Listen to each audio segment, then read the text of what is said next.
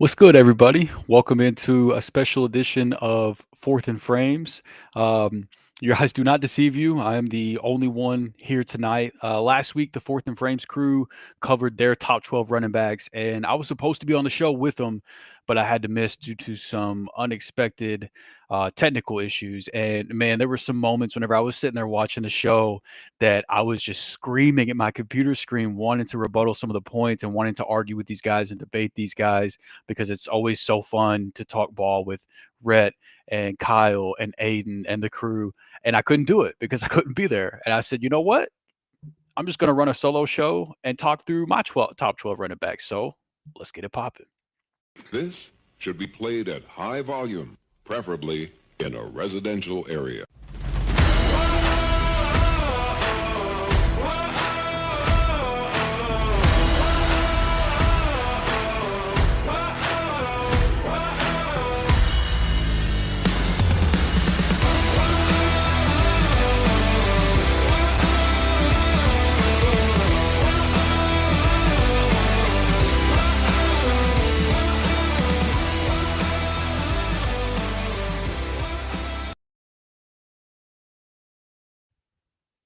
All right.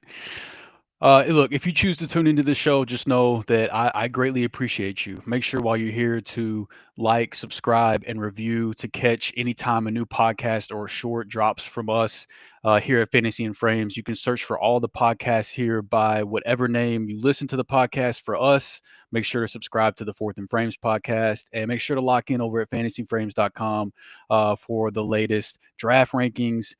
For Redraft, IDP, your Dynasty startup rankings, your weekly rankings once the season gets started, articles, takes, news and notes, whatever you need. Somebody over at Fantasy and Frames has got you covered. But I don't want to waste y'all's time. So let's just jump right in and go through my early top 12 running backs. So I'm going to kick it right off at the top. Numero uno, number one. It's not the consensus guy, at least at this point in the off season. For me, my number one is Bijan Robinson. And if you've listened to Fourth and Frames at all, if you're familiar with me at all, this really isn't going to be much of a surprise. He's the Fantasy and Frames consensus RB1, and he's the consensus RB2 over on the Fantasy Pros expert consensus rankings. My first argument for Bijan at RB1 is just that he's really, really damn good. Last year, among running backs with at least 100 attempts, he was fourth in rushing yards per game. He was ninth in yards per carry. He was 12th in missed tackles forced per attempt, and he had the lowest stuff percentage among all qualifying running backs. You get nothing but positive plays from this dude. My next argument would be his role. Bijan was finally free from the Arthur Smith curse last year, and the numbers showed it. Among running backs, he was fourth in snap share. He was first in weighted opportunities, fourth in carries, fourth in targets, and fifth in target share, and third in red zone touches. And the last argument would be that he's shown us over an extended period of time that he is capable of being the RB1 overall. If we look back to last season, he started out the year against a gauntlet of run defenses that included the Steelers, Eagles, Chiefs, Saints, and Bucks. And he started off pretty slow. But once he got through that difficult stretch, he was the RB1 in points per game from week 6 through the rest of the year. So he's shown us from week 6 on, it's a pretty good stretch that he could be the RB1 overall. Now, RB2, this is where Saquon comes in for me. He's the consensus RB2 for Fantasy and Frames, and he's the RB1 in the Fantasy Pros expert consensus rankings. We know how difficult it is for running backs to finish as RB1 in back-to-back seasons. It hadn't happened since my boy Todd Gurley did it back in 2017 and 2018. Shout out TG. And I'd be lying if I said that I didn't factor that into having Saquon as my RB2 and not having it up at RB1. But honestly, given how talented Saquon is and how good this offense and the offensive line should be again this year, I think he's about as good of a bet as anyone to repeat, which is why even with the worries with the workload and things like that from last year, I couldn't drop him any lower than 2. Now, the concern of him coming off a season with such heavy volume is fair, but I'm never going to draft or rank players assuming or projecting that they're going to get injured. And while he might have led running backs in carries, his performance wasn't just purely volume based either. He was second among running backs in in yards per carry, and he was 4th in explosive run percentage as well. But I get if you want to argue that those stats could be driven by the offensive line that he was playing in. I mean, he was 35th among running backs in yards after contact per attempt, and he was 28th in missed tackles forced per attempt. But the good news is he's playing behind that same offensive line again this year. And I still believe personally that Saquon's an elite talent. So while he might be a 28-year-old running back and he could be hitting that age clip potentially, that could be a concern for some. I'm not as worried about it whenever we're talking about the elite guys at the position, which you'll see more evidence of that as we talk after we talk about these next couple of young guys. But man, appreciate you. Appreciate you always joining. Appreciate you always supporting us over here at Fourth and Frames.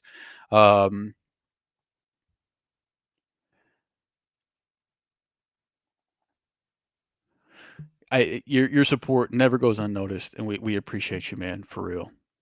Hopefully you'll be back with us for the Fourth and Frames Listener League this year too. Thanks for hanging out, man. So Bijan RB1, Saquon RB2 for me. So now we go down to RB3. Jahmyr Gibbs is RB3 for me. He's the RB3 in both our Fantasy and Frames consensus rankings as well as over on the Fantasy Pros ECR. And if you want to hear a fun case as for Gibbs as the RB1 overall, you should go back and listen to the last Fourth and Frames episode where Rhett made a very compelling case for why I might be too low on Gibbs even at RB3. There's really not much to dislike about Gibbs. He was first among qualified running backs, so running backs with at least 100 rushing attempts last year, with a 10% explosive run percentage. That was over 2 percentage point higher than the next closest running back. He had the third lowest stuff percentage, and he was 5th in missed tackles forced per attempt. Now, I am still a little concerned with how much his coaching staff loves David Montgomery, and Gibbs' ceiling obviously isn't quite as high whenever Montgomery is healthy, which is why I have Gibbs buried all the way down here at 3. But I still really like Jahmyr Gibbs. I think he's an incredible talent, and there is obviously the baked-in upside of what if Montgomery misses some time again this year, and again, I'm never going to try to project or predict injury, but you do have to kind of factor that in whenever you're considering taking Gibbs, that, man, if Montgomery were to miss any time, any given week that Montgomery's not active, Gibbs is most likely going to be the RB1 in most people's weekly rankings. And I think that's something that you do have to consider and why he's still up here at the top, even with expecting a healthy David Montgomery next year. I do think that losing Ben Johnson is something, if you're concerned about, I think that that's fair. But whenever it comes down to it, I just think that Gibbs is such a superior talent, and he is going into the prime years of his career, whereas David Montgomery is starting to work toward the back end. So I think that Gibbs is just going to continue to ascend while David Montgomery still might have a role. I think that that's going to continue to decrease in small amounts, and Gibbs just is going to continue to play a bigger role in this offense. So while I don't have him at RB1 like Rhett does, I can't say that I don't get it, and I can't say that I blame him. But nonetheless, let's talk about RB4. For me, that's Ashton Genty. And maybe I just have rookie fever here, but if that's the case, it's not just me. He's also the consensus RB4 for both Fantasy and Frames as well as the Fantasy Pros expert consensus rankings. And it's for good reason. If there's a rookie running back to be a little overexcited about, I think Genty definitely fits the bill. He got the insane draft capital whenever the Raiders recently just took him 6th overall. Excuse me.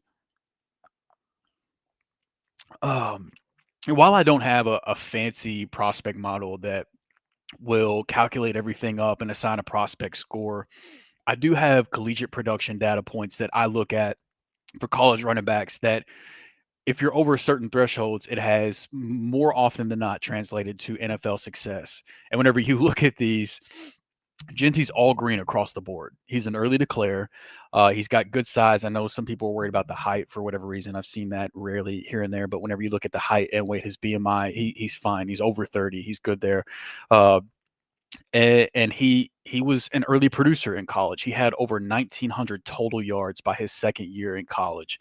He had a career yards per carry of 6.5, a career yards per reception of 11.6, and a career yards per route run of 1.76, all of which are comfortably over those thresholds that I was just referencing. And he was the only running back in this stacked running back class that was all green across the board.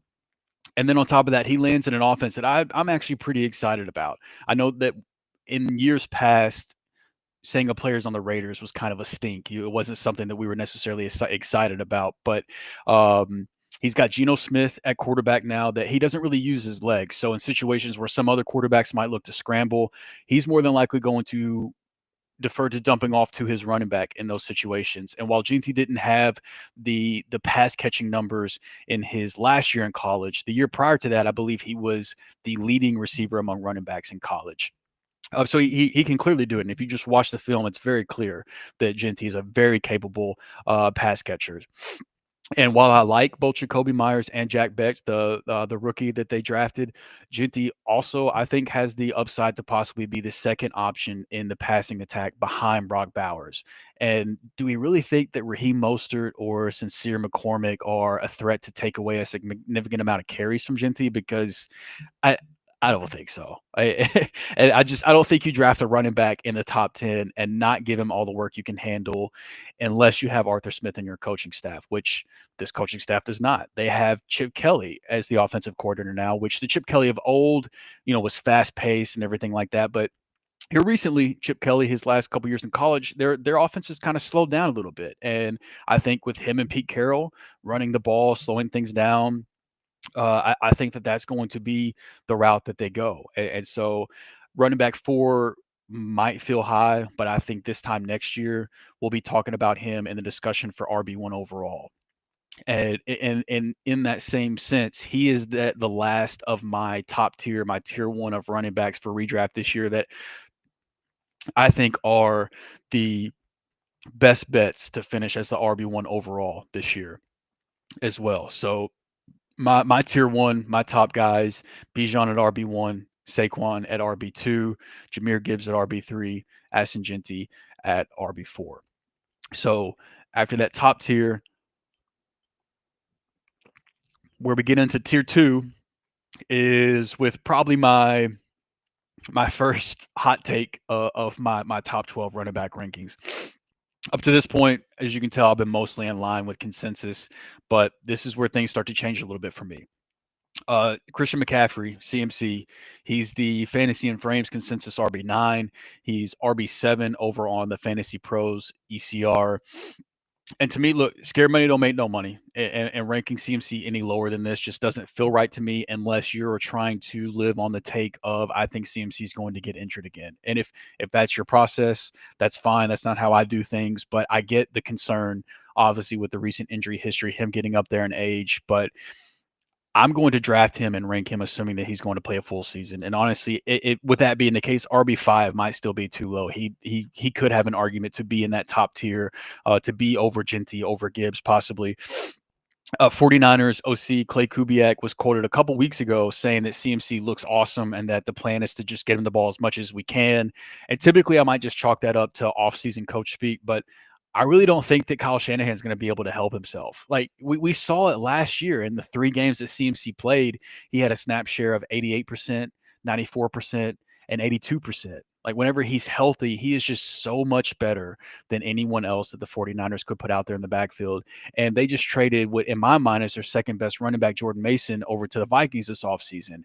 And I'm not as worried about Garindo or rookie Jordan James that they just drafted. If CMC's out there and he's the CMC that we're used to when he's healthy, I don't think that this coaching staff is going to be able to take him off the field. And there's been nothing over the last few years to give us any reason to think that it's going to be anything any different. And it was a small sample last year, obviously, but among running backs with at least 50 attempts, he was 8th in missed tackles forced per attempt. He was 6th in snap share, and he was 3rd in route participation. He was still getting the work. He didn't look like prime CMC, but he looked like a guy that was trying to recover from injury, but still had something in the tank. And so I think after a full offseason, getting to get healthy. I think he's going to come back with a vengeance this year. And the 49ers have a very friendly schedule for being such a bad team last year, which just brings me so much joy to say. But like their schedule is very favorable. I think that they're going to win quite a few games this year. I think they're going to be in positive game scripts. I think the CMC is going to get a ton of work. And no matter what you think about the 49ers or their offense or anything, the Shanahan scheme is very, very running back friendly. I think we all know that. And so I just, I think that if he is indeed healthy, he still has the upside that we're used to with CMC. So trying to rank him any lower than 5 is tough for me. But there's a couple guys behind him that I have in a tier with him that if you want to go that route, I understand. And the next one, he's another old cat. It's Derrick Henry, my running back 6. He's the Fantasy and Frames consensus RB6, and he's RB5 over on the Fantasy Pros ECR. Now, considering he's 31 years old, you have to think that this dominant run that he's on has to eventually end. And for me personally, Henry's just one of those outliers that I'm not going to try to predict when the fall off's going to happen. I'm just going to enjoy the ride until it does. And last year, he didn't give us any indication that the fall off was coming. He was second in rushing yards per game. He was first in yards per carry. He was third in explosive run percentage. He had the fourth lowest stuff percentage and was eighth in missed tackles forced per attempt and 13th in yards after contact per attempt. On a per touch basis, he's still one of the best runners in the league, even at 30, 31 years old, which is just incredible. But again, it's Derrick Henry. And that's without even mentioning the insane rushing touchdown upside that he has in this offense. And touchdowns are a tough thing to depend on. They're a tough thing to project. But are there really many running backs that are a better bet to lead the league in rushing touchdowns than Derrick Henry in this Ravens offense with how much they want to establish it? I don't think that there are. And so I'm going to continue to ride this Derrick Henry wave. I'm going to continue to draft him with confidence. I know the CMC, I know the Derrick Henry, I know these guys are older, but I'm going to be drafting him with confidence again this year. Now, this is where things get a little interesting for me. Devon Achane, running back 7. This is a guy I don't really know what to do with, to be honest with you. He's the Fantasy and Frames consensus RB5. He's RB6 on the Fantasy Pros ECR. So it sounds like somebody that I probably won't get a lot of in drafts as things stand. But there's still time. We're still early in the offseason. But whenever Tua has been on the field, he's been elite for fantasy purposes. Like you can pretty much pencil him in as a top 5 running back on a weekly basis as long as Tua has been out there, as tough as that has been to bank on. And not only is he a threat to take it to the house anytime he touches the ball, but he's also a demon in the passing game, which you got to love if you're in any type of half PPR, full PPR league. Among running backs with at least 20 targets last year, he was second in target share. He was 9th in yards per route run, and he was second in receiving yards per game. Rather it was poor quarterback play whenever Tua was hurt, the offensive line, or some minor injuries that he had to fight through to start the year. The explosiveness as a runner just wasn't what you would expect from him. He was 19th in explosive run percentage. He was 19th in missed tackles forced per attempt, and he was 38th in yards after contact per attempt. And it'll be really interesting to see. There's no more Raheem Mostert. He's over in Oakland now with Ashton Genty, like we talked about. But Jalen Wright's there. They brought in Alexander Madison. They drafted Ollie Gordon on day 3. It'll be interesting to see how those guys factor into the backfield. But I think given Achane's talent, what he's already shown at an NFL level, I think that he has a secure role in the offense. I'm not here to tell you that Achane's about to lose his role to any of these guys or anything like that. But I do think it'll be really interesting to see how the touches play out to start the year. But I don't feel like there's much debate that he's a high risk, high reward player and a guy that, based on my ranking, I'm just not quite comfortable gambling on at his price. I'm not far behind consensus, but he's probably a guy that I'm going to barely miss out on in drafts as things stand right now. And yes, I definitely see the irony in that statement coming from a guy that just said he has CMC in his top 5. But nonetheless, RB8, my RB8, Bucky Irving. He's the Fantasy and Frames consensus RB7 and is the RB10 in Fantasy Pros ECR. And I feel like ECR is a little too low on Bucky here. And honestly, whenever I was prepping to do this, I was basically talking myself into moving him head of HN and being more in line with the Fantasy and Frames consensus rankings, which I think are where the market needs to be on Bucky Irving this year. The coaching staff, they took longer than they should have, in my opinion, to hand this backfield over to Bucky Irving and to go away from Rachaad White, who had been extremely inefficient for several years. But nonetheless, he's the clear lead back in Tampa this year, and what I think will be a great offense once again in 2025. Mr. Magic, yo, appreciate you joining, man. Thanks for hanging out. So last year, Bucky Irving, 5th in yards per carry, had the 9th lowest stuff percentage. He was 3rd in missed tackles forced per attempt, and he was also 4th in yards after contact per attempt. And he's also he's a weapon in the passing game among running backs with at least 20 targets last year. He was 5th in yards per route run. He was 13th in yards per target, and he was 4th in yards after the catch per reception. Some of the explosive numbers that you look at, he might not be necessarily as high, but he's extremely efficient. And he's great with the ball in his hands, whether it's in the running game or the receiving game. And simply put, I just think Bucky Irving was just so damn good last year, and he absolutely earned that expanded role that he got down the stretch. Travis Hunter's girl made more than Shadur. You're not wrong. You're not wrong. She secured the bag, which I wish nothing the best for Travis Hunter and his now wife. I hope they have a beautiful, happy marriage and they prove everybody wrong and that she doesn't just secure the bag and leave him. But yeah, it's a crime what happened to Shadur Sanders. And look, Mr. Magic, I completely get it. The injury risk is very fair. Last year, excuse me, he was the RB1 overall. If you had the 101 anywhere, you felt the pain. You got stung, and it really sucks to try to come back from that, right? And I get that. I really do.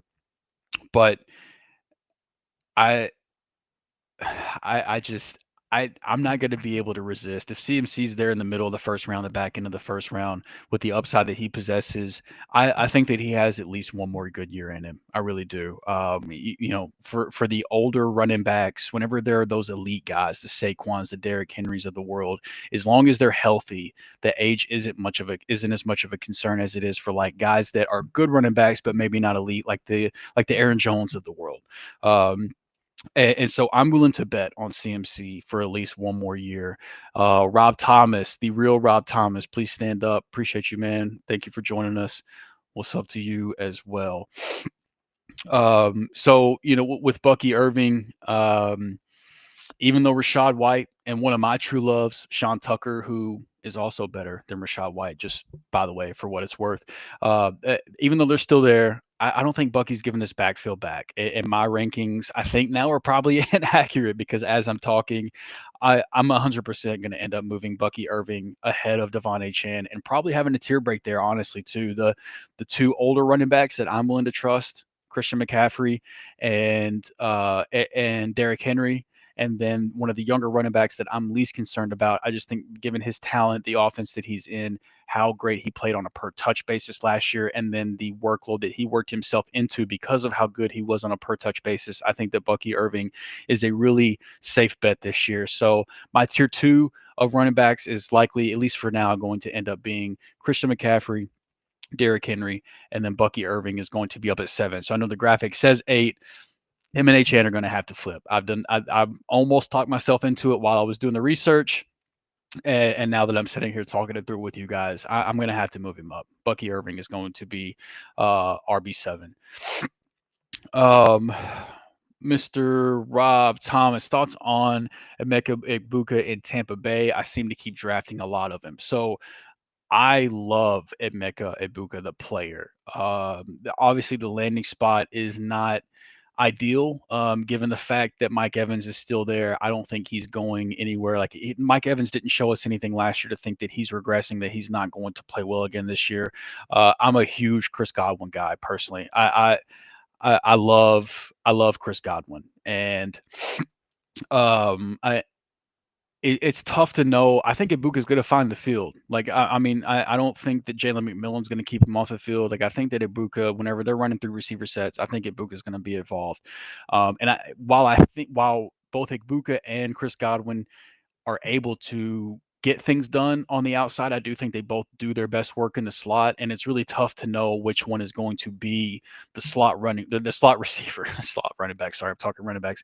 It's tough to know which one's going to be this primary slot receiver whenever they're both on the field. So that's part of it that I struggle with. Like, I think they're going to run enough 3 receiver sets that Ibuka is going to get good snaps. And Ibuka was a great prospect, man. Like, he wasn't an early declare, which in a wide receiver room as stacked as Ohio State's was, I don't ding him as much as I would other players that might not have the competition that he had to deal with, and then the whole NIL thing and everything, things like that. But he had an early breakout age at 19 years old. He had early production of over 1,000 total yards and 9 touchdowns by his second year, despite being in those loaded receiver rooms. His career yards per route run was at a 2.64. His career first downs per route run was at a 0.127, all of which are above the thresholds that you want to see in terms of what has historically translated to NFL success. So Emeka Egbuka, the player, is his profile is great. It's just the landing spot is tough to know what kind of workload he's going to get and things like that. But to be honest with you, I'm not extremely familiar with where he's going in redraft right now. But I don't have a problem taking a shot on him. If you think that he's going to be the primary slot guy, or if you're concerned about Chris Godwin returning from injury, this Buccaneers offense should be really good. And Egbuka is a really, really talented player who got first-round draft capital. And so I do think that he's going to have a role. But I think the upside is just a little capped because of the crowded receiver room. But if you if you want to take a shot on him, it's hard for me to blame you as far as that go. Yeah, Mr. Magic, Breece Hall isn't cracking the list. I'm hoping for a big bounce back year. I am as well, and I still believe in Breece Hall, the talent. And he, for what it's worth, he's my running back 13. So he's not on this graphic. He didn't make the cut, but just barely. And I do think that Breece Hall is the clear best player in that backfield, despite Braylon Allen and Isaiah Davis being involved last year.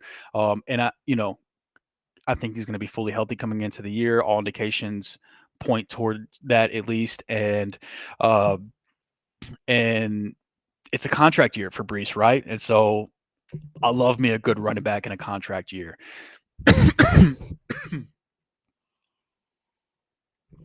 Oh, this cough is really cucking me tonight. But no, I'm with you. Breece Hall, he's technically in a tier with my last couple guys in my RB1.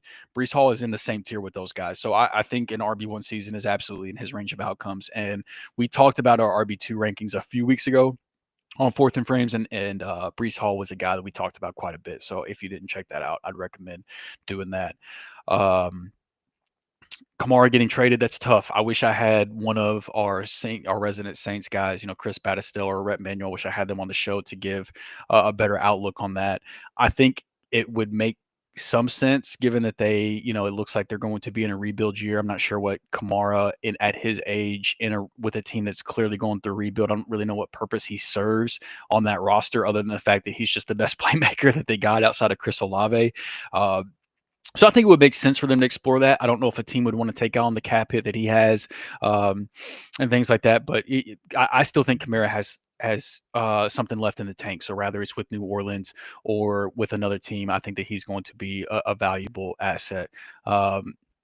Mr. Scabbers, what's up, man? One of my favorite folks here that supports our work at Fantasy and Frames. Appreciate you, man. Thank you for the support. And Rob, I appreciate the kind words, man. Happy to do it. I love talking ball with you guys. That's why I missed the show last week. I'm gonna be on vacation next week. I was like, man, I don't want to not get to talk ball for like 3 weeks. And so I was just like, you know what? Let's just do a live stream for the hell of it. Why not? And I really appreciate you guys hanging out for real. So we are through the top 8 running backs. Looking at running back 9, Jonathan Taylor. He's the Fantasy and Frames consensus RB8. and he's the RB9 in the Fantasy Pros ECR. It feels weird having JT around this area, especially considering he's already shown us that he has the upside to finish as the RB1 overall, right? Like just a few years ago. But I do have some concerns, and I'm sure that the high ankle sprain he suffered last year played into it. But to me, he just didn't look like the same player at points. Among running backs with at least 100 carries, he had the 14th highest stuff percentage. He was 42nd in missed tackles forced per attempt, and he was 44th in yards after contact per attempt. Just not very Jonathan Taylor-esque. And he should be coming into the season fully healthy. And I do still think he's one of the best pure runners in the league when he is healthy, whenever that's the case. But even if that is the case, there's still other concerns outside of his rushing efficiency, like the inefficiency of the offense if the bad quarterback play continues. And there's really nothing that leads us to believe that good quarterback play is on the horizon. And based on the recent comments by Shane Steichen, if you just kind of read through the tea leaves, it sounds like they're leaning toward Daniel Jones. They said that they wanted the more consistent guy through camp. And, explosive plays are great, but if you can't consistently sustain drives, yada, yada, yada, just basically giving us the blueprint of Anthony Richardson could do this, but here's what Daniel Jones could do. And look, it's very early in the offseason process. I could be wrong. I hope I'm wrong because I'm an Anthony Richardson guy. I think that he deserves a longer leash. I've never understood why why they were so insistent on taking a project quarterback, somebody that we all knew was going to be a project that needed to develop, taking him as high as they did in the draft, and then giving him no grace and no time to develop. Like we're going to immediately bench him for Joe Flacco, even though we're not a legitimate contender. And now we're bringing in Daniel Jones, and we're going to possibly bench him for Daniel Jones, even though we probably aren't going to be a contender in the AFC this year either. The thought process, and I'm just a guy on the internet. I'm not a head coach. I'm not in a GM room anywhere, but that process makes zero sense to me. But nonetheless, that's where we're at. And whether it's Richardson or Daniel Jones, neither guy over the last couple of years has shown us that they're capable of leading an efficient NFL offense. And you have to at least factor that in somewhat, in my opinion, whenever you're talking about Jonathan Taylor. And while he should get the majority of the carries, he should get the high value touches whenever they get in the red zone near the goal line. I also think that the rookie running back DJ Giddens will end up being a factor in the passing game. You know, JT has never really been a huge asset in the passing game, and last year, again, could be because of injury, but the yards per route run, targets per route run, those numbers were not great in terms of qualified running backs. He was toward the bottom. And so I could see a world where, after DJ Giddens gets accumulated into the offense, that JT's more of a two-down back in an offense that might potentially not be that great. And so that's concern as well. And then they also lost a couple of key pieces to their offensive line. A couple guys went over to Minnesota this offseason. And so I know that they've also made some changes in their offensive line. We'll see how that pans out. Like he's shown RB1 overall upside already. He's still only 26 years old. And in my opinion, he's still one of the best pure runners in the league whenever he is fully healthy. But I am a little bit worried about JT this year. And I think that there's fair reasons why he is where he is at this point. Let's see. So what are Dobbins and Chubb's ideal or terrifying landing spots? It's a good question.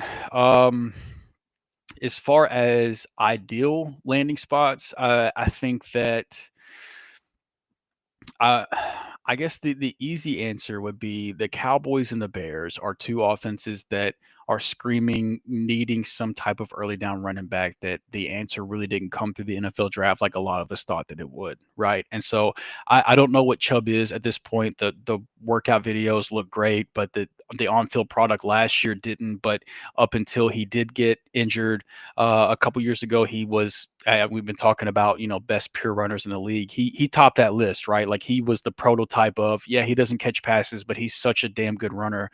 For fantasy, we just don't care, and so I don't think we'll ever get back to that. But if he went to Chicago, if he went to Dallas, sign me up, and Dobbins, I don't know what to make of Dobbins. I really don't, because it seems like a return to the Chargers with them drafting Hampton in the first round and them signing Najee Harris. It seems like that's highly unlikely. And even if he did go back to the Chargers with them putting the tender on him, for fantasy purposes, I wouldn't care. It wouldn't change my feelings on Hampton or Najee. I think those are going to be the clear top two guys, regardless of who comes along. So Dobbins is a really tough one.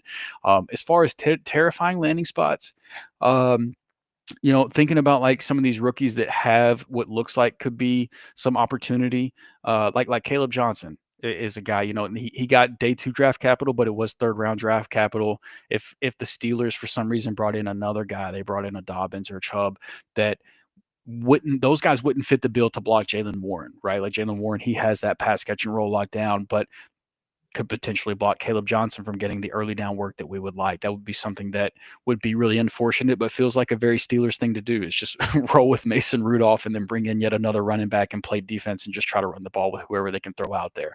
But that's a great question. It's really interesting that both of those guys are still sitting out there. I'm rooting for Nick Chubb. Of these two guys, I'm really interested to see where Nick Chubb lands. Yeah, just a huge fan of his game, huge fan of the person, and want to see him at least have one other good year. But I don't know if it's in the cards for him based on what we saw last year. But we'll see. I hope I'm wrong. All right, so we've made it through the top 9 running backs. Now that my tier 3 of running backs, now that I'm going to make these adjustments and move Bucky Irving ahead of Devon Achane, tier 3 essentially for me is going to turn in Devon Achane, Jonathan Taylor, and Josh Jacobs. My RB10 is going to be the next guy. So Josh Jacobs, he's the Fantasy and Frames consensus RB10, so I'm right in line with our Fantasy and Frames consensus, but I'm below Fantasy Pros expert consensus rankings, where he's the RB7. And honestly, he's a guy that I'm not that surprised to see that I'm lower on the consensus. It seems like that's been the case for me most years of his career. And so this certainly wouldn't be the first time that backfired on me, right? He's had several good years as a fantasy running back at this point. Now, I'm plenty convinced that Josh Jacobs is a good running back. Like that's not my issue at this point. I don't have take lock that Josh Jacobs isn't good, anything like that. My issue is that Packers head coach Matt LaFleur, he's historically preferred to use a running back by committee, like we think back to the Aaron Jones and A.J. Dillon days and things like that. But I don't know if them not using a running back by committee last year was just because of LaFleur's confidence in Josh Jacobs that caused him not to go away from him, or if it was just the fact that the running back that they drafted to be the RB2 in this offense in day 2 in the last draft, Marshawn Lloyd, he lost basically his entire rookie season to injury. And with Lloyd coming back expected to be healthy this year, I do think that there's a world where the snap share goes down for Jacobs. But there's also a world where I'm just simply too low on Josh Jacobs once again. So if you want to take Jacobs higher than this RB10 point that I have him at, I can't really blame you. But these guys that I have ahead of him, especially in the tier ahead of him, I understand. Like I'm all good if you want to have Jacobs at 9 or at 8 above JT Devon Achane, but I like the offense more in Tampa with Bucky Irving. I am more confident that he's going to get the work with how efficient that he was last year. And then Henry and CMC, obviously, I'm probably too high on those guys, but just have belief in them. But yeah, Scampers, I agree. I like both of those guys as well. And I'm going to be very interested to see where they do eventually land. So that wraps up my top 10. That wraps up the third tier of running back rankings. And so before I get into this fourth tier, I want to get a little bit of context for you guys.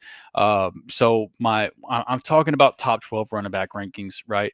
And so I've got Chase Brown and Kenneth Walker wrapping out my top 12. And I know probably some eyebrows already went up earlier whenever the graphic went on screen and you guys saw that Kenneth Walker was up there.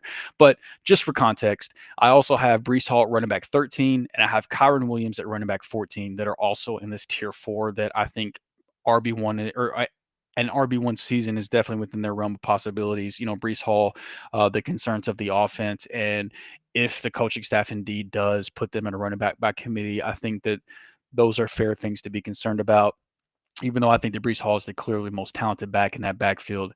And they made some nice improvements to the offensive line to where I think the offensive line should be good as well. And then Kyron Williams, look, this could just be some self-hate as a Rams fan, but I'm just not a Kyren Williams believer. He's just so inefficient as a player, both in the rushing game and the passing game. But Sean McVay has given him so much work over the last couple years, and he's a decent pass blocker. He's going to keep himself on the field in that aspect. But as soon as this last offseason kicked off, Sean McVay and Les Snead, the Rams GM, both have said multiple times throughout this offseason that the offense has got to get more explosive.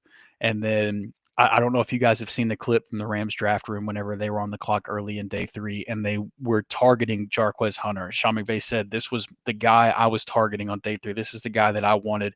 And Jarquez Hunter is the exact opposite of what Kyren Williams brings to the Rams offense, and even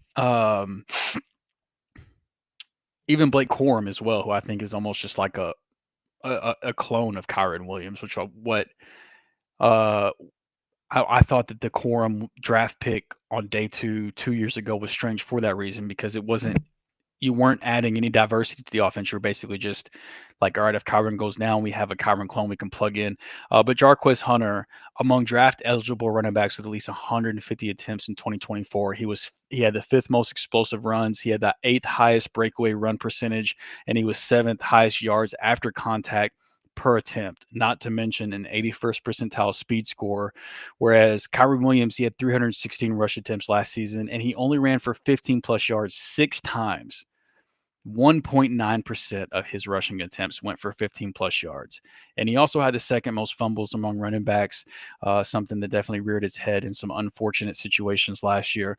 And so I think it's very interesting that the Rams coaching staff and front office preached needing to get more explosive, and then they went and grabbed Jarquez Hunter. And I do, Scampers, I do agree with this statement. I do think that Hunter is more death to Corum than Kyren. I do think that Kyren is still going to have a role, and I do think that Hunter is going to be a guy that's going to have more of a secondary role in this offense than Corum would have had last year or this year, just because, again, Corum and Kyren are so similar that if you believe in Kyren, it just doesn't really make much sense to take him off the field for Corum unless you're just for the sake of giving him a break. But Hunter does give this offense a different level of explosiveness. But look, Kyron's calling card has been the high snap shares, the high volume. It's just been a volume based play, and I think that this year the volume could come down. And he's had some incredible touchdown. I don't want to say luck, because that is Kyron is very good in the red zone and in the end zone area inside the 5-yard line. It's not just luck; it is a skill that he has finding the end zone in that area. But Stafford's passing touchdown rates have been outlierish low the last couple years, especially given how good of a quarterback Stafford is, and with Devontae Adams, how good of a red zone weapon he is. I don't think it's a very hard world to see where Kyren Williams rushing touchdown numbers come down. And if the volume comes down, if the rushing touchdown numbers come down, he's probably still going to play enough snaps in a good offense to be a good fantasy running back. I just don't know if the top 5, top 6, top 7 world that Kyron's lived in the last couple of years, I don't know if that's in the cards this year, if things bounce Stafford's way with his touchdown rate, and then if Hunter does get more involved than the backup running backs of the Rams the last couple of years have done. And yeah, I agree, man. The Rams do a great job of behind the grind, and it's really cool to get that insight. And it was eye opening to see how excited they were to see that Hunter was still there on day 3. And I know typically day 3 running backs are not a recipe for success at the NFL level, but the Rams are a little bit different in that aspect. Like Kyren Williams himself was a day 3 running back, and you could see the Rams clearly do not care about that and had no problem giving him work. And so I think that Kyren will be the clear lead back to start the year, and will probably get similar to a lot of the work. But as Hunter gets more comfortable in this offense, I do think that he'll play a factor. And I just think that it hurts Kyron's upside a little bit. And there's just other guys that I prefer taking a shot on. And so I know I'm a little higher on Kyren, but I wanted to give that context as to what the back end of my running back 1 rankings look like, and just how the tiers break down, because I do think that's important. But so looking at RB11, the the front end of my tier 4. He's the fantasy and Chase Brown, the fantasy and frames consensus RB11, the RB12 in the Fantasy Pros ECR. And to me, honestly, he was one of the biggest, if not the biggest winner of the NFL draft for fantasy purposes.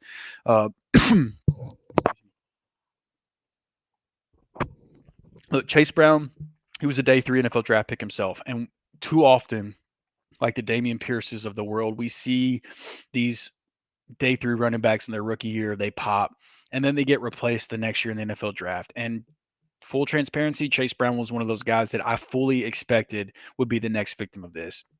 I really thought that the Bengals were going to invest in the running back position earlier than they did, but they chose not to address running back until day 3 whenever they took Texas Tech running back Taj Brooks. And while I think Taj Brooks will end up beating out Zach Moss and Samaje Perine for backup running back duties, I think Chase Brown's role in this offense is safe for at least another year. And for redraft, that's all we care about. And the Bengals offense should be explosive once again this year, and Chase Brown should be very involved. But outside of that, there's still reasons to be concerned. As great as he was for fantasy, he still wasn't a very efficient runner last year. He was among running backs with at least 100 rushing attempts. He was 23rd in yards per carry. He was 26th in missed tackles forced per attempt. He was 33rd in yards after contact per attempt, and he was 25th in explosive run percentage. Is it like the efficiency, the explosive runs, that stuff didn't jump off the table, but he benefited from getting the majority of the touches down the stretch in an extremely good offense. And look, the Bengals defense that was one of the worst in the league last year, they haven't given us much reason to believe the defense will be that much better this year. So I imagine this is going to be an offense that is going to be on the field plenty, is going to need to score points, but also will need to throw the ball a ton. And they have one of the best quarterbacks in the world and one of the best receiver rooms in the world as well. So, I think it's going to be an offense that once again will be at the top, if not the top of the league in passing attempts as well. So I think that there's still some reasons to be concerned on that front. So, all right. Round out this top 12. RB12, Kenneth Walker. Maybe other than having CMC in my top 5, this is probably, I would say, my hottest take of my top 12 running backs. He's the RB13 in the fantasy and frames consensus ranking, surprisingly enough. But he's the running back 16 in Fantasy Pros expert consensus ranking. So the Fantasy Pros ECR is a little bit lower than we are here at Fantasy and Frames, especially myself. For me, this is just a bet on what I think is one of the more talented and underrated running backs in the NFL. There's always concern that Walker will miss time due to injury. But I think it's tough to argue how good he is whenever he's on the field. Yeah, among running backs with at least 100 attempts, he was first in missed tackles forced per attempt. He was 10th in yards after contact per attempt. And for a running back that coming out of Michigan State, if you listen to any NFL draft analyst, he was supposed to be a non-factor in the passing game, right? Like he wasn't a pass catcher if you listen to your favorite draft analyst, but he hasn't been half bad in that area either. Last year, there were 52 running backs that had at least 20 targets, and he was 19th out of 52 in yards per route run, and he was 6th in targets per route run. And there are still red flags with Walker. Don't get me wrong. There's the injuries that I've already talked about. And, in years past, whenever Walker's been healthy, he has dominated the snaps in this backfield, despite the fact that he has playing behind him what I think is one of the best, if not the best, backup running back in the NFL in Zach Charbonnet. But that hasn't mattered. He still has dominated the touches when healthy. But the reality is they have a new offensive coordinator in Clint Kubiak, and there's no way to know if he's going to follow those same patterns, right? Like this could very well end up being a bigger split to where Kubiak just says, hey, Charbonnet is also extremely talented. Why are we not getting him on the field more often as well? And so that's still out there, and on top of that, the injuries and things like that. I'm not concerned about them going to Sam Darnold. I think him and Geno Smith are very comparable at this points in their career. With what they bring, and neither one of them are scrambling quarterbacks. So rather it is Charbonnet or Kenneth Walker out there. I think that they could look to dump off the ball to the running back position as well. So I'm not concerned about the quarterback change in the offense. I think it's kind of a lateral move for the Seahawks. Yeah, and Scampers, I agree, man. I like both of these running backs. I like taking shots on Sharbs, and Kenneth Walker's a stud.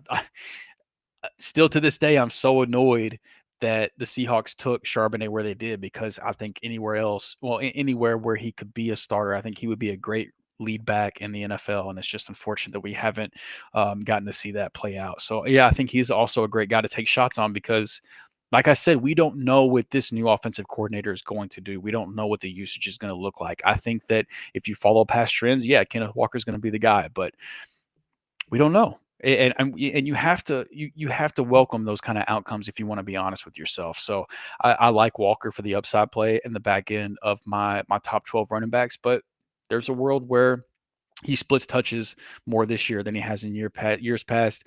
If this coaching staff wants to keep him healthy, um, and if they just want to get sharpened in the field because he is as great as he is. Miss you, Chris Carson. Chris Carson was another guy that annoyed me because I was a humongous Rashad Penny fan. Huge Rashad Penny fan.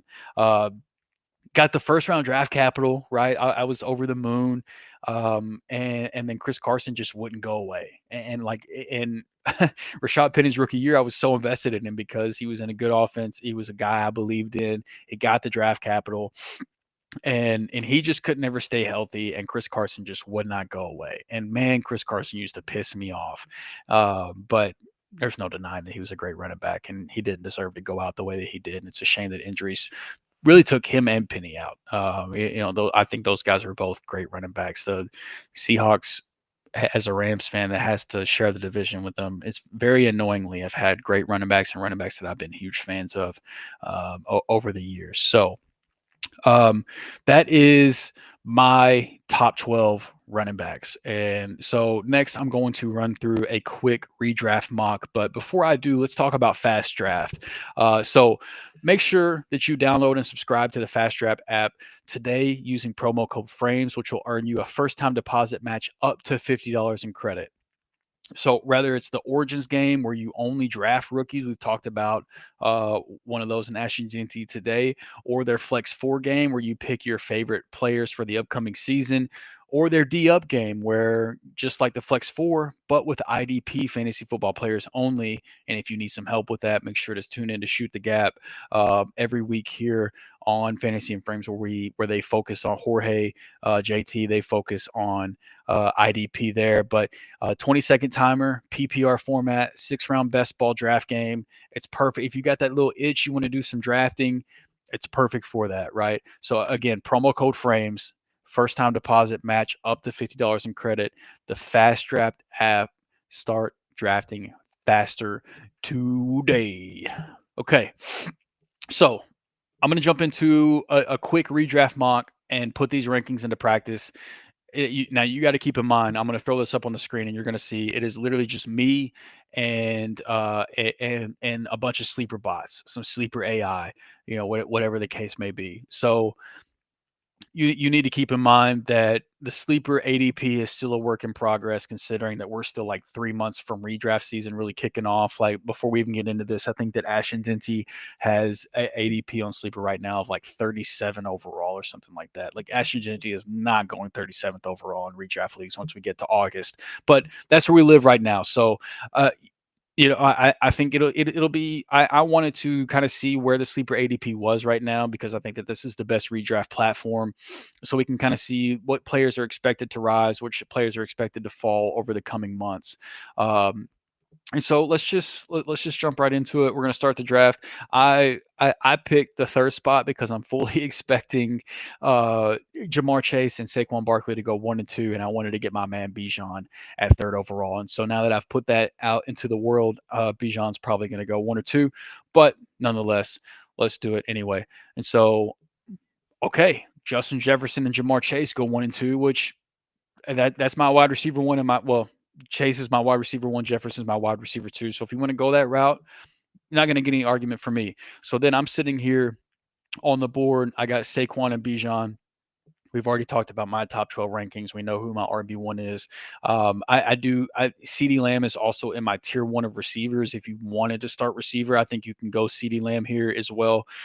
You wouldn't hear any complaints from me, but I'm going to go with Bijan. And then that follows up with CeeDee Lamb, Saquon Barkley, Puka Nacua, Amon-Ra St. Brown, Jahmyr Gibbs, Nico Collins, Brian Thomas Jr., Malik Neighbors, Drake London, Derrick Henry, Brock Bowers, A.J. Brown, Devon Achane, Trey McBride, Ladd McConkey, Tyreek Hill, I think that's an ADP that might possibly go down. We'll see.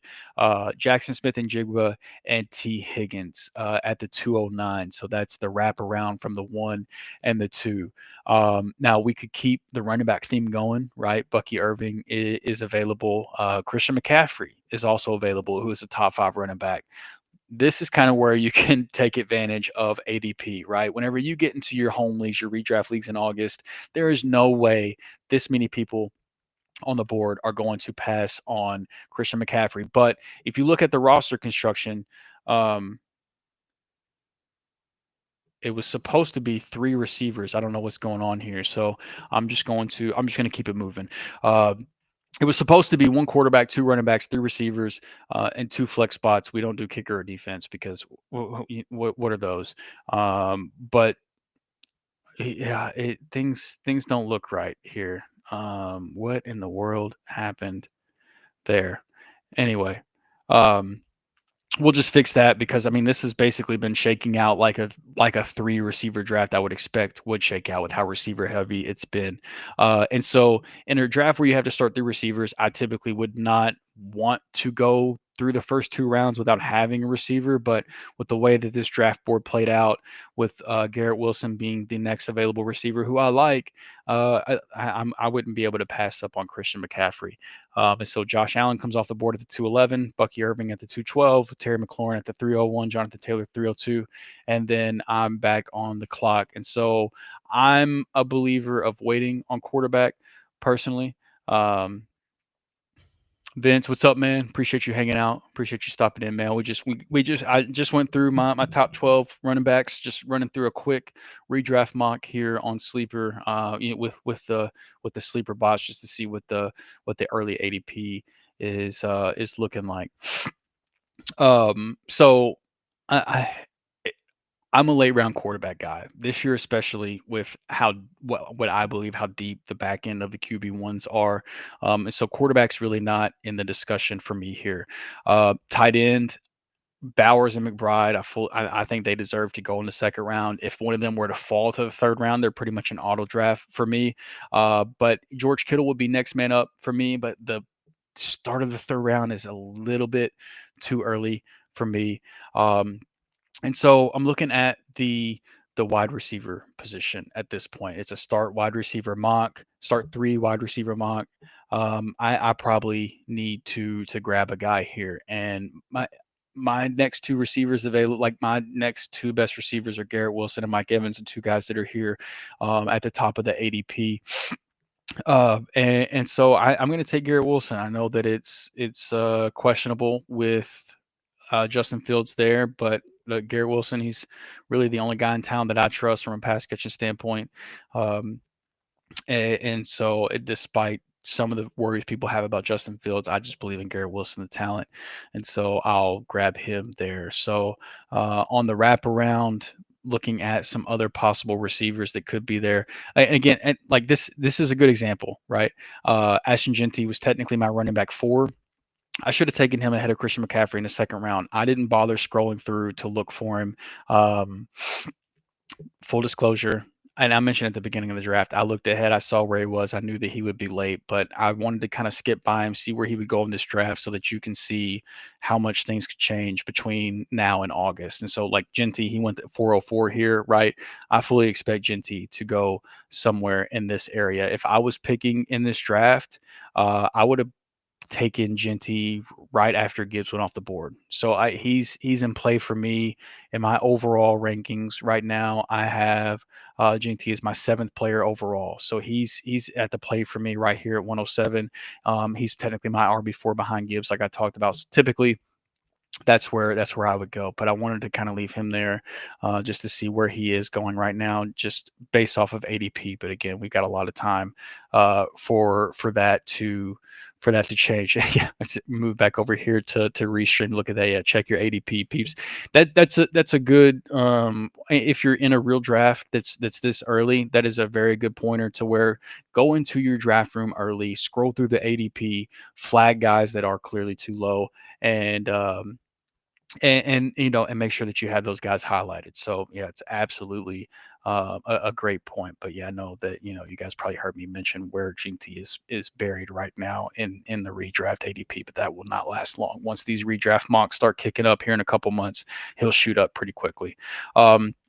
Looking at some of the running backs or some of the receivers that are available, DK Metcalf. Look, until we know if there's anybody else other than Mason Rudolph, I'm lower on Metcalf. Jalen Waddle, he does have some upside, but I'm a little bit nervous about him. I like Devontae Smith quite a bit this year. I like Chris Godwin. I'm never going to be able to quit Chris Godwin. Jordan Addison's interesting, but we know he's behind Justin Jefferson. We don't know what's going to shake out between him and TJ Hawkinson, things like that. I've never been the biggest Jameson Williams guy. Running back, I just talked about Kenneth Walker. He's in my top 12, and there he sits right there. So I could take him here and be fine with that. As well. Tight end, George Kittle is still here at the back end of the fourth round. I'm taking George Kittle. He's my RB. He's my tight end 3, and I love his upside this year. I probably could have played the ADP game again and seen what I could get at, taking Devonta Smith, who was my next best available receiver, and seeing how things shook out there.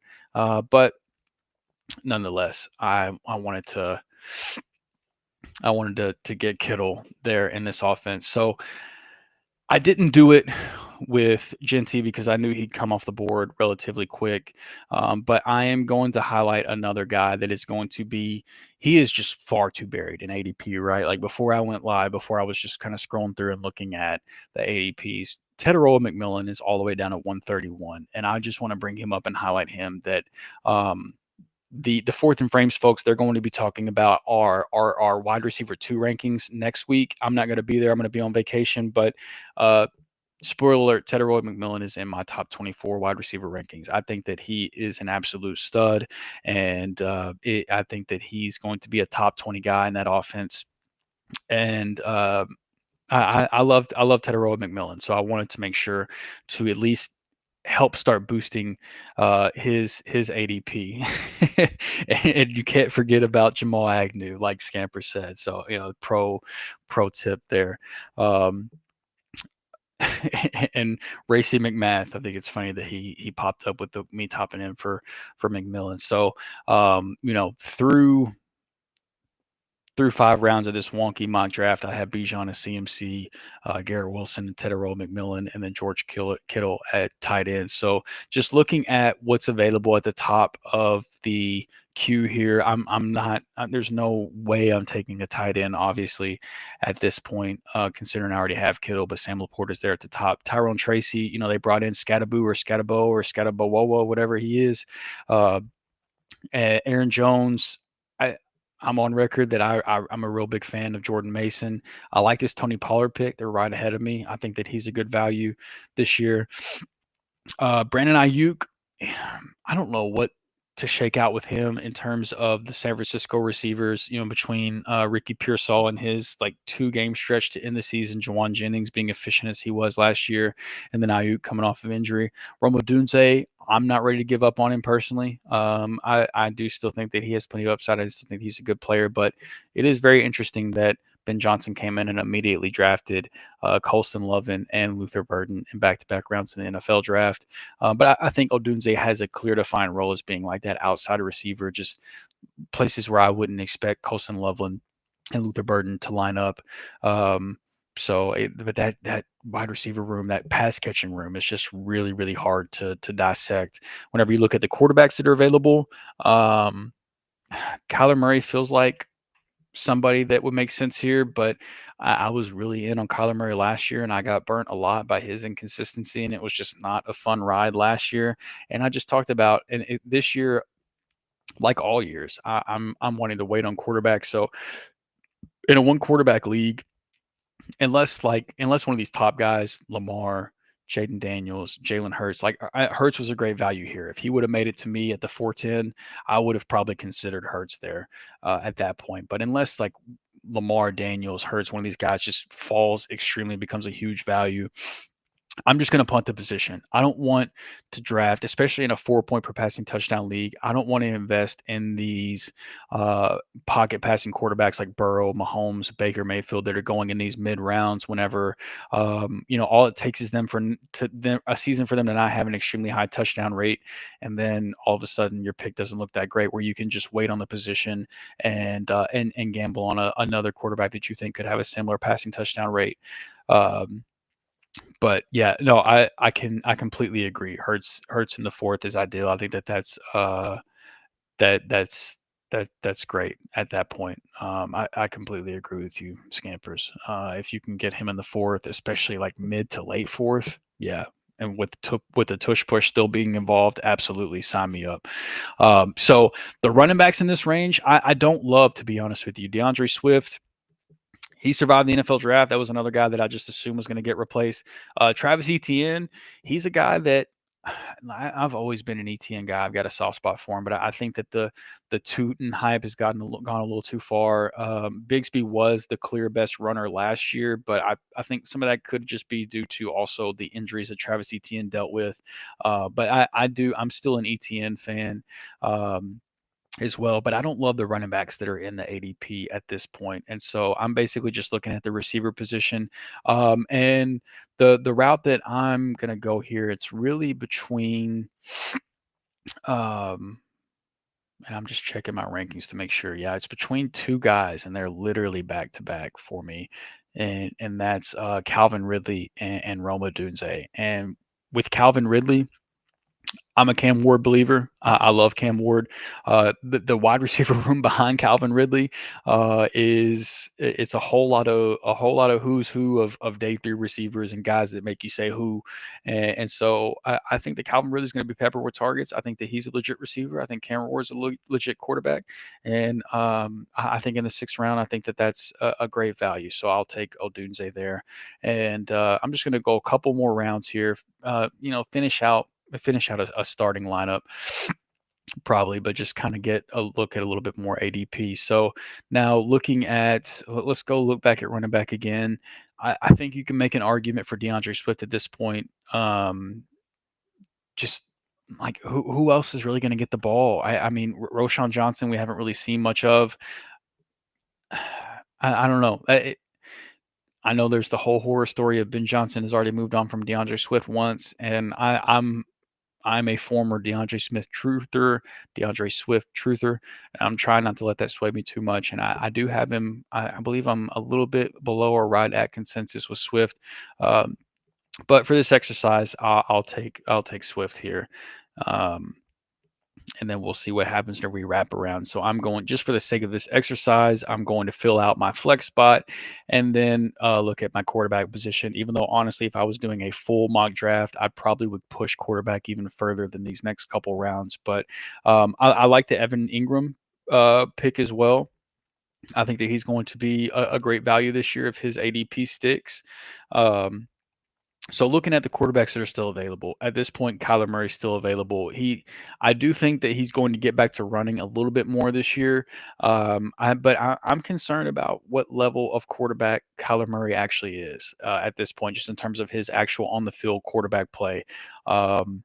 Justin Herbert, meanwhile, I'm a big Justin Herbert guy. I like Herbert this year. I have him as my quarterback 10, a couple spots behind Kyler Murray technically, but that's just kind of where that's kind of where like the whole waiting on quarterback becomes appealing, right? As I have Herbert not far behind him, Caleb Williams, I like Justin Fields, I like Trevor Lawrence, I like Dak Prescott, I like Brock Purdy, I think is a value, even though I hate the 49ers and I don't think Brock Purdy is that great of a real quarterback. I do think he's good enough, and I think that the offense is good enough that I think that Purdy is a value for fantasy purposes. So the CJ Stroud bounce back. Stafford, now that he has Devontae Adams, who's an upgrade from what Cooper Kupp is at this point, and Puka Nacua, and me expecting the touchdown rate for Stafford to go up this year. I think that he's a value. Like, there's just so many guys in this back end QB1 range to high end QB2 range that I just don't, unless you get one of those elite quarterbacks at a value, I don't think there's any reason to be I don't think there's any reason to be the sixth, seventh, or eighth guy in your league to take a quarterback. Like, if you're not going to be one of the first few guys to take a quarterback, just wait on it. That's just how I feel personally. But Kyler he's still my quarterback 8 this year, as tough as it is to swallow.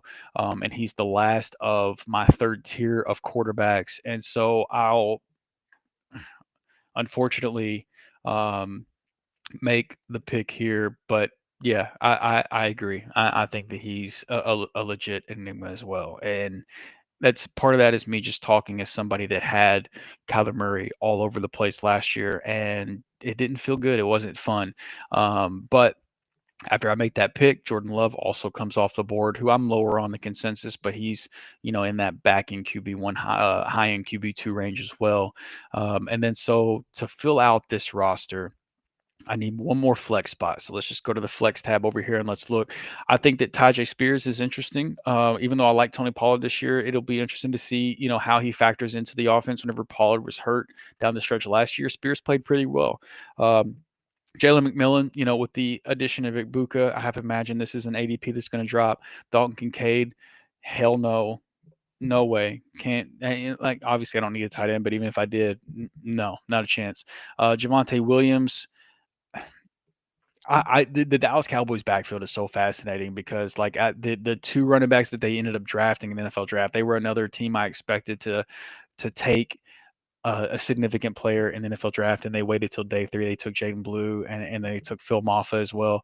Neither guy I'm very impressed with, but Javonte Williams also looks like a shell of his former self. But he's the only running back that at least at one point looked like a good prospect, and so even if it's just to start the year, I think there's a role where Javonte could possibly carve out a role and be just a gross volume back in what I think is going to be a good offense. So at this point in the 9th round, I don't mind it. If you want to take a shot on Javonte, Rashad White is just another guy that is just, his ADP is just still too high based off where he's being drafted last year. That'll drop. Darnell Mooney, I think, is a great pick at this point. I really like Darnell Mooney. Ricky Pearsall, I think it's between him or Jawan Jennings who starts the year as the wide receiver one for the 49ers, but that wide receiver room is going to have value. Even having George Kittle, I think Ricky Pearsall would be a fine pick here. Zach Charbonnet, I talked about my love for Kenneth Walker, but we talked about also where Charbonnet could have a role. Tank Bigsby, if you believe he's the best runner in the Jaguars offense, he could very well start off with the role as well. Christian Kirk, I'm not necessarily bought into. Um, I at this point in his career, I'm not a big Christian Kirk believer, and I think he'll probably start the year as the slot guy for Houston, but my money would be on Jalen Noel end up winning that role down the stretch. Travion Henderson, this will be another way where you could just take advantage of redraft ADP on sleeper right now, right? Like he's going to be a guy that's going to be up in like the 4th, 5th round range probably by the time we get into redraft leagues. I'm not worried about Ramondre Stevenson. I think that for my money, Travion Henderson was the second best rookie running back in this class, even over Amarian Hampton. Now the draft capital did not agree, but he wasn't too far behind Hampton in draft capital, even though he did go in the 2nd round. Considering where New England took him in the early 2nd. So this is a guy that in your typical redraft leagues will not be available at this point. But again, just more reason to scroll the redraft ADP. I didn't even make it that far down to see where he was before I started this mock draft, before I started this live stream. Same thing with Quinshon Junkins. And so there's some interesting names down here.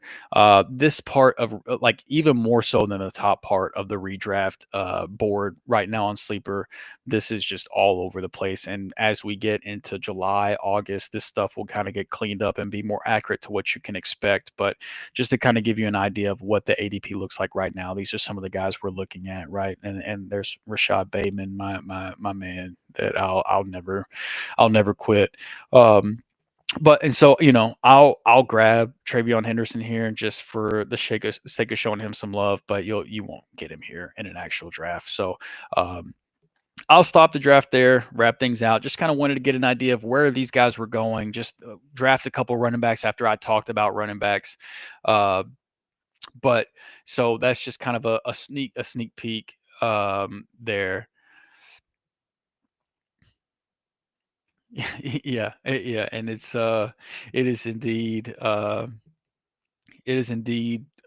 rookie running back time, absolutely. And I wish that would be where we're going to actually get the rookie running backs come draft season, but it's not going to happen.